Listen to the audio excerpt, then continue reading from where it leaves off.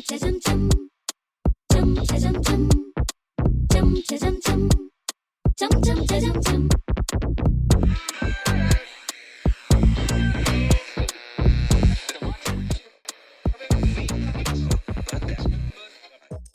Christian Levett, and I'm an art collector.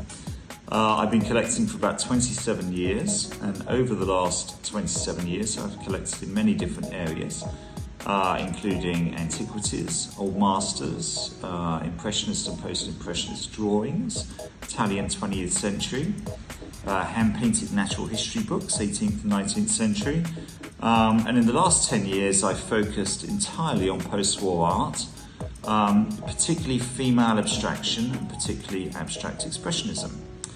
I own the Mougins Museum of Classical Art, but my current project is that I've had a book published about my abstract expressionist female collection, and also I've helped curate a show at the Whitechapel Gallery Museum in London, which is 170 pictures of global female abstract expressionists, 1940 to 1970, of which I've loaned 45 works to.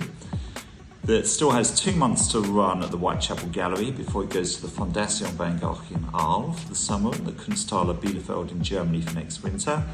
And also in the promotion of this area, I give house tours at my palazzo in Florence to museum patrons groups, collectors groups, and university groups, where I have my house here entirely hung with female artworks.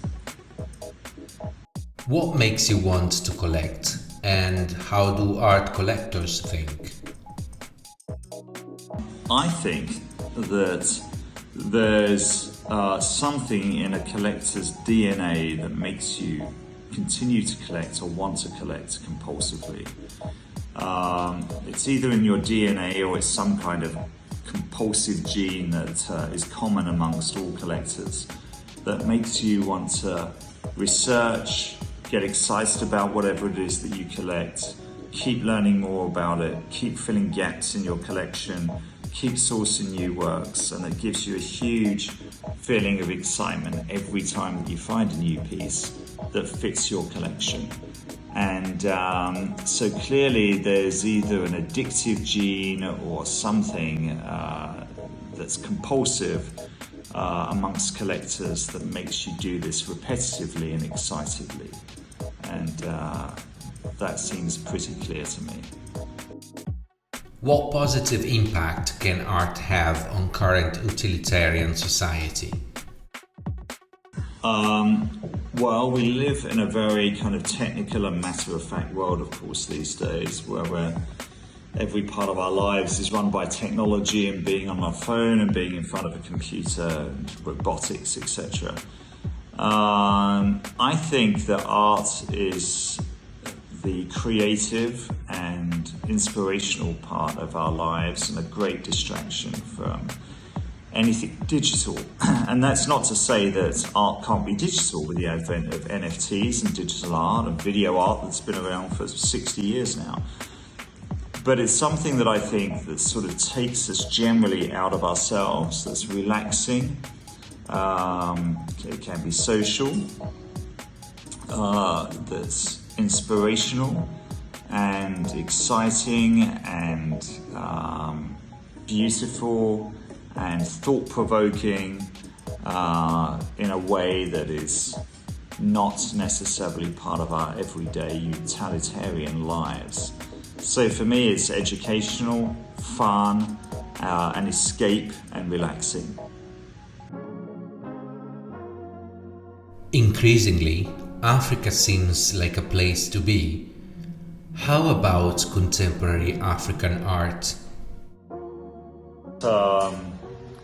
Over the last 10 years or so, that museums have been looking to diversify their collections, having realised that 95% of the art on their walls was by Western white male artists. So there's been a huge move amongst museums and galleries to source more artists that are multicultural, and even the balances in all aspects between gender and culture. Interestingly, I've researched Africa quite a bit over the years and own a number of African paintings. And in the mid to late 20th century, many countries in Africa had art schools and huge art movements, including countries like Nigeria, Ghana, Zimbabwe, Uganda, Ethiopia, South Africa itself. And now there's clearly a movement to start researching those art schools and those movements again. So some of the auction houses, particularly Sotheby's and Bonhams, have been instrumental in promoting these areas of art. They're tremendously interesting areas to collect. There's a number of African art galleries that have sprung up. And when we look at the art scenes today in Africa, there's an extremely vibrant art scene still today in Ghana, Nigeria and South Africa. Artists that are emerging that are incredibly important artists. So, and that's not to say that North Africa isn't included in many emerging African continental artists too. So Africa's tremendously important right now, and there's really a renaissance in African art for probably the first time in, let's say, 40 or 50 years, since, let's say, the 1970s. So, yeah, it's a really, really sort of brilliant, creative, fun and exciting area to be looking at. And, yeah, it's starting to emerge as a very significant part of the art market. I am a fanatical, addicted art collector, and I just cannot stop. I've turned my hobby into my job in recent years, and it's overtaken my life completely, and I'm perfectly happy about that.